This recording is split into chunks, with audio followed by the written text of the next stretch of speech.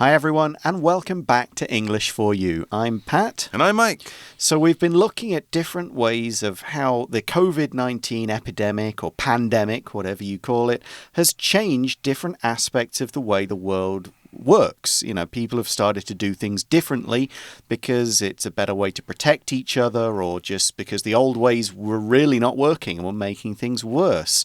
So we were in Italy yesterday. That's right. Yeah, in Italy, of course, they were hit pretty badly by COVID back when it first started to spread beyond China. And recently, of course, in the fall and winter, they had more cases. So there have been some adjustments. A lot of them are ones we're familiar with here. Everyone's wearing masks and, washing their hands more. They had to close down a lot of businesses. And even when they opened, a lot of the food service places, right, like restaurants and bars, they had to change the way they did things. But in Italy, they kind of had a bit of an advantage because hundreds of years ago, they developed something that they decided to start using again. So in Italy, restaurants, cafes, and bars, they started to serve wine and other drinks and food to customers out of windows. Tiny little cute windows in the walls of these often very old restaurants.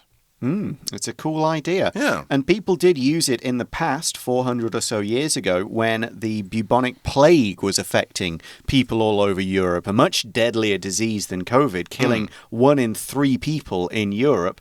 So people passed the food and drinks back and forth, and it meant customers and servers were less likely to infect each other with diseases. So business could continue, but both sides were safer. And for a long time, these windows were just kind of interesting old features. You'd go, oh, I think that was this. It's not a door for a cat. It was used for wine. But all of a sudden, they're really getting used again. There you go. And people kind of liked them. They liked that the fact that they were bringing some history back. And of course, it also allowed people to get their drinks in a safe way. So it said that some people think or believe or maybe even want them to keep using these wine windows even a few years from now, after hopefully all of this COVID stuff is over and everything gets back to normal. These wine windows will become normal again too. Yeah. Today we're going to look at a different kind of way COVID has changed things. Let's read about it. Reading.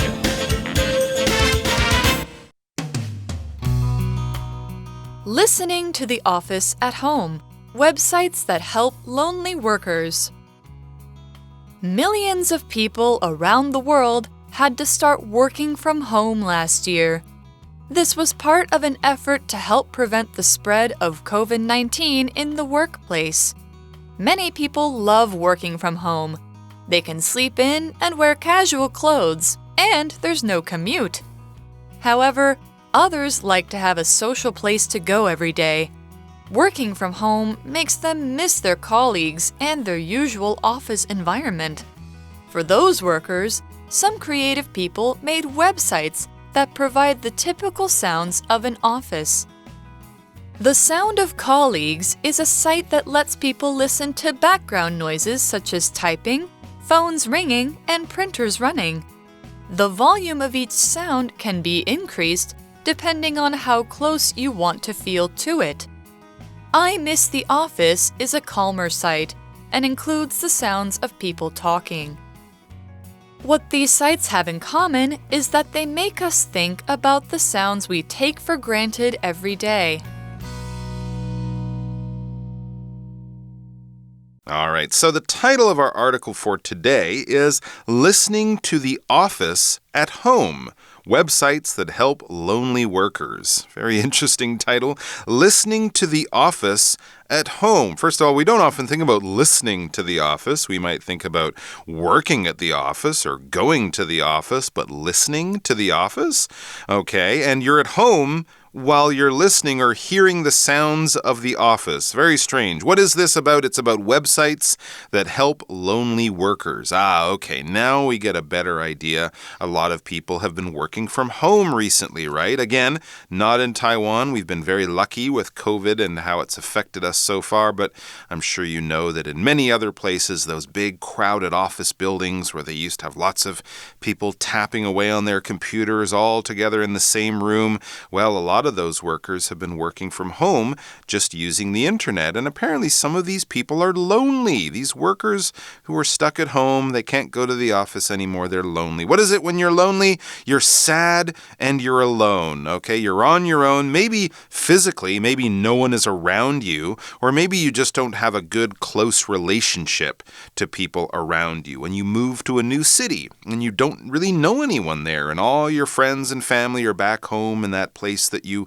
used to live in, and they're not near you, you could feel lonely. You can call them on the phone or text them or whatever, but still you're kind of on your own most of the time. So that feeling of being blue and sad because you're all alone in some way, that's the feeling of being lonely. Homesick, often, we might say, too. When Jessie first went away to college, she often felt lonely and missed her family and friends back home. That's definitely a case of being homesick. She misses friends. She feels on her own, like she's not close to people who care about her. So what is this idea all about? Well, as Mike has said, and we say in the article, millions of people around the world had to start working from home last year. That's right, working from home, also studying from home. A lot of students have been doing that too. Used to get together in a school, in an office. Now everyone is doing it via the internet from their own homes to stay safe. It says this was part of an effort to help prevent the spread of COVID-19 in the workplace. So all of these things, having people work and study from home, was part of an effort. What is an effort? An effort is sort of an organized way of trying to do something, all right? If you're going to have an effort to try to raise money to help out something that you think is good, that means you're probably going to get some other people. You're going to plan, organize something, and this is a very serious try to do something, all right? You won't say, oh, I'm going to make an effort to tie my shoes before I go outside today. Well, you probably can do that, and it's not a difficult thing. But if you have a really bad back, then bending down to tie your shoes, well, that might be an effort, because there is an idea that this is a little bit difficult. This is something that's not easy or natural. It's something we're really going to have to work at and plan about and make a good try at, because it might not happen just easily or naturally. For example, we might not get the project done in time, but we should at least make an effort. We should give it a really good try. Yeah, and this was done, so this whole idea of people working from home was to stop spreading COVID-19 in the workplace. And as you can guess from the word workplace, it's a place where people work. Now, it could mean all kinds of places. So an office, it could be a factory, it could be a room at home which has been set up to work in. Could be a school, a shop, a zoo. All of these are workplaces. Anywhere where somebody is being paid to do a job is a workplace. All right, so this is a big change, obviously. You used to get up and go to work 5 days a week and sit next to the same people, have lunch with the same people, have the same kind of routine. So this has been a big change, and not always a bad change. As it says, many people love working from home. We see in the article they, so that's workers, can sleep in and wear casual clothes, and there's no commute. So to sleep in means to stay in bed later than usual. You could actually be sleeping, or you could just be lying there enjoying a nice, soft, warm bed. We would usually sleep in on weekends when we don't go to work. And of course, if you don't have to spend half an hour or more on the bus, you could use that extra half an hour to enjoy a bit of extra sleep in the morning. And you can wear casual clothes. You don't have to put on a shirt and tie or even nice shoes. You can just wear a simple t-shirt, a pair of comfortable pants, and that's it. That's your casual clothes for your work. And what's more, no commute. That's another part of the regular working routine for millions and millions of people. The commute is that travel, that journey from your home to your work and from your work to your home at the end of the day. Kids will make a commute, school kids. We might call that the school run or something like that, but basically it's the same idea. But this is a bit more of an idea that workers do. Often, if you're looking at the people on the bus or the MRT or in their cars at rush hour in the morning going to work and in the evening going home, those people are called commuters, right? Because they are commuting. Yeah, and of course this can be a verb. You can say, I hate commuting to work, or I commute for 20 minutes or something like that. So yeah, not having a commute, being able to sleep in, being able to wear what you like, these are all great things about working from home. But as the article says, however, other people, like to have a social place to go every day. Interesting. Well, I can see that. You know, people like to chat and like to share their lives and have a little bit of small talk. But working from home, it says, makes them miss their colleagues and their usual office environment.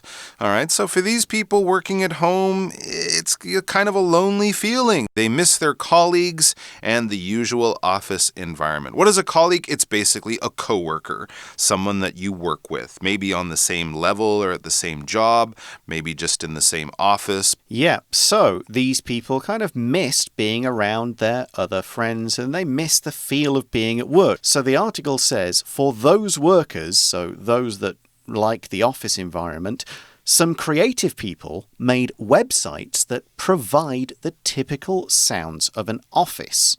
So the word provide means to give or to make something available. This is, if you go to a website, it could provide information, so it could give you information.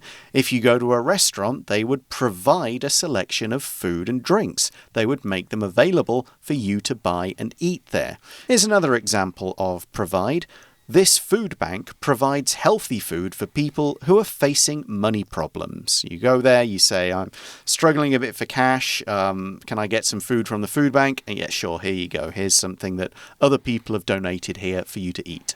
All right, so if you're one of those folks who feels a little lonely at home or you don't like the silence, you find if you put on the radio or something, it doesn't help you concentrate. You need that office sound. Well, it says The Sound of Colleagues. That's the name. The Sound of Colleagues is a site that lets people listen to background noises, such as typing, phones ringing, and printers running.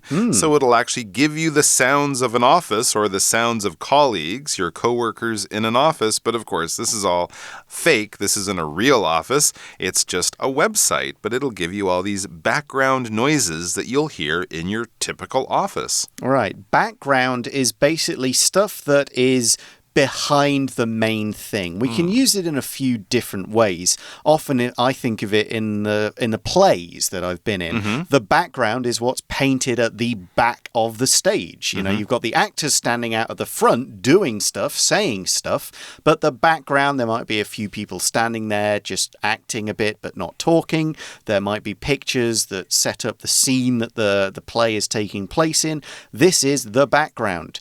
Background sounds are sounds that can be heard behind other sounds that are louder and more immediate. So you guys, if you're listening to us, Mike and I, we're not the background, we're the main noise. But maybe if you hear the air conditioner, something else that's in the room making a quieter noise that's there most of the time, those are background noises, background sounds. Here's another example. The recording wasn't very good because there was too much background noise. We should try again. Yes, what would you hear as background noise in an office? Well, phones ringing as people call into the office, printers running, maybe people chatting in the background. You can't hear what they're saying, but you can hear just voices, and typing. So there we use the word typing. Now, type is a verb, and we use that when we're entering letters and numbers into a keyboard to go onto a computer screen, or we can use it as a typewriter. We'd even say we type on our phone when we use our thumbs. However, in the article, we're using typing as a noun.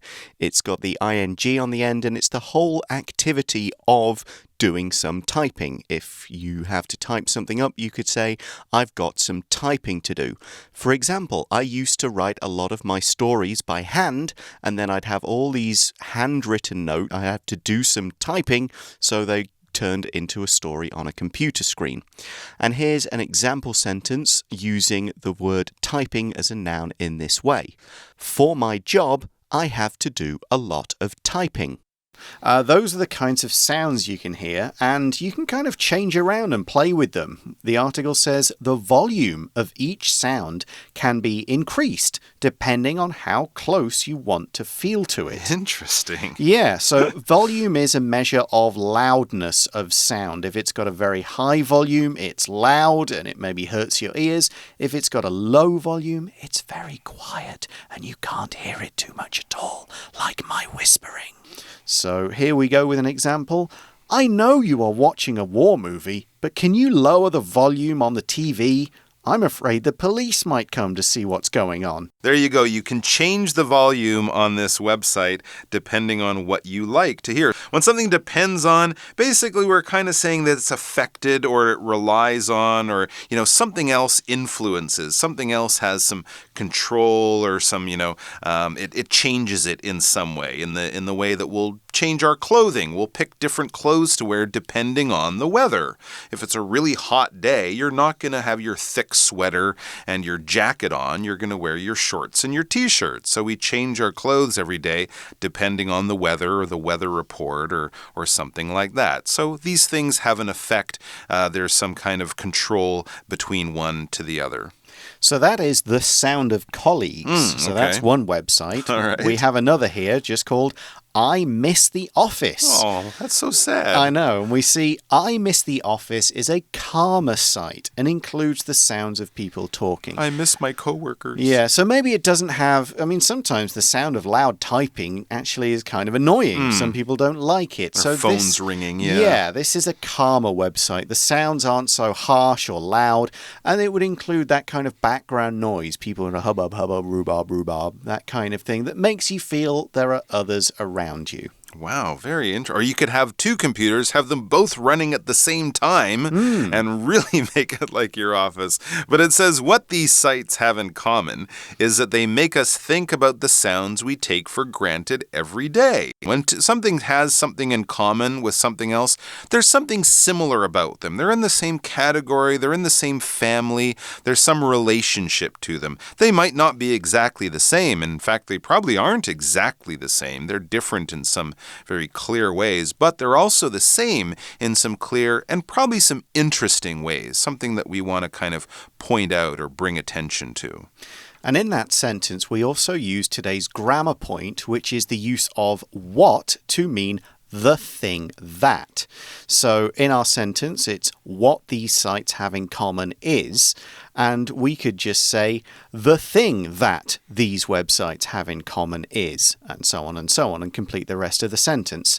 So when we're using what to mean the thing that, we can use it as a subject, as we do in our article, or like this. What I love to do on weekends is relax and spend time with friends and family. So there, the what, the thing that, is the subject. We can also use it as an object, like in this sentence. Let's go. This store doesn't have what I'm looking for. This store doesn't have the thing that I'm looking for. So there's a way we can use what as both a subject and an object in a sentence. And so all these sounds, we we take them for granted. We're so used to them. Yeah, very much so. And let's talk about taking something for granted. When you take something for granted, it's there. You know it's there. Of course, you've seen it. You recognize it. It's not something you just totally didn't see, but you don't really appreciate it. You just kind of think, yeah, it's there. And it's only maybe when it's not there that suddenly you go, I miss that thing. We take our family for granted often, or our friends, like your parents have always been there. Your brother and sister, they're always there. Sometimes they might even bother you. But if you move away from home or if your brother and sister leave home, you might say, I miss them. I didn't really think about it. I didn't really notice how much I liked having them around or something like that. So, of course, it's not good, but it is natural to take some people for granted. And we do the same thing with things around us. If the power goes off in your house because of a typhoon or something, oh my gosh, all of the things that I can't do because there's no electricity. I always take it for granted. And now I'm sitting here reading a book with a candle. I can't even turn on the air conditioner, a fan. The food's getting warm in the fridge. There's no TV, no lights, no computer.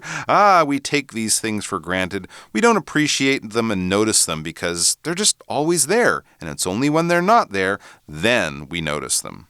Right. Well, that is the way that COVID has changed working spaces. We're now going to go to today's For You question and think a bit more about the sounds in our life.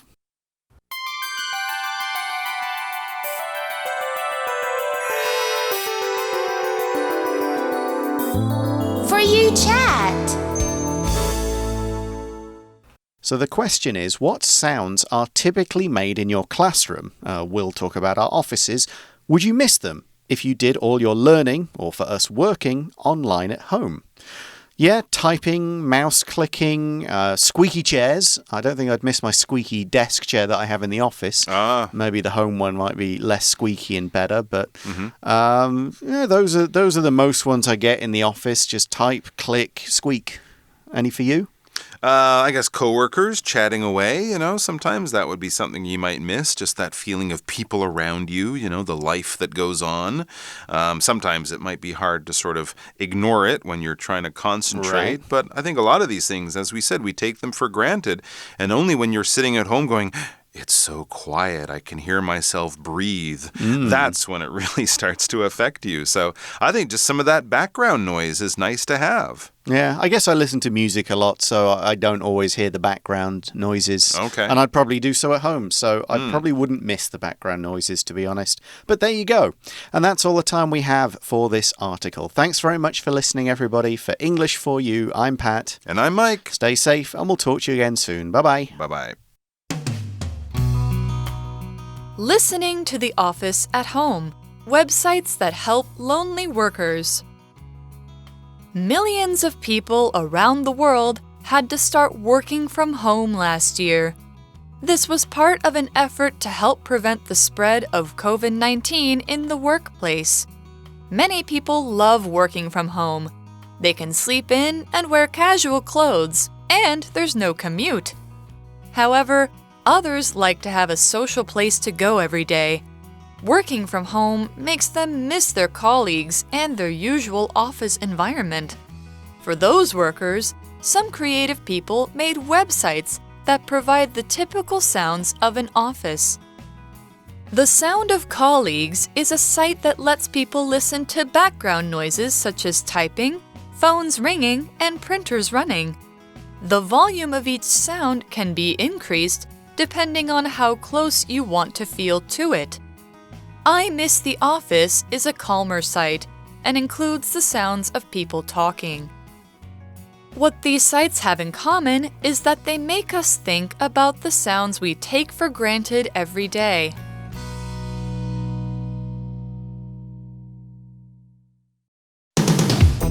Vocabulary Review.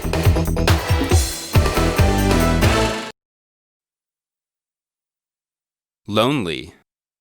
Charlie feels lonely today because all of his friends are busy and he has no one to be with. Effort.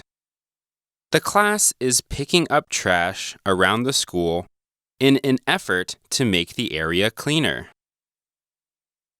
Provide.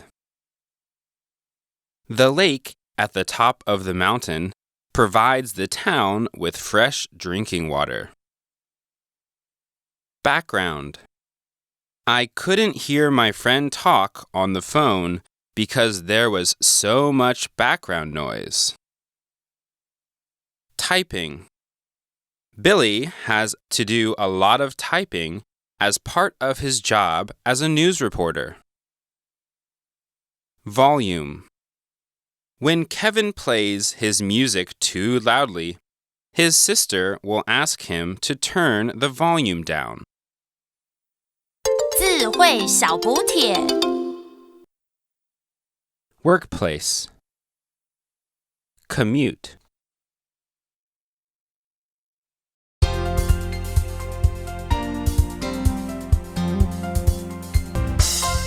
以上节目是由活用空中美语制作，活用空中美语杂志，请洽询全国各大书店。如欲索取试听教材，请来电02-2364-4000 02-2364-4000，或上网查询，网址是 www.english4u.net www.english4u.net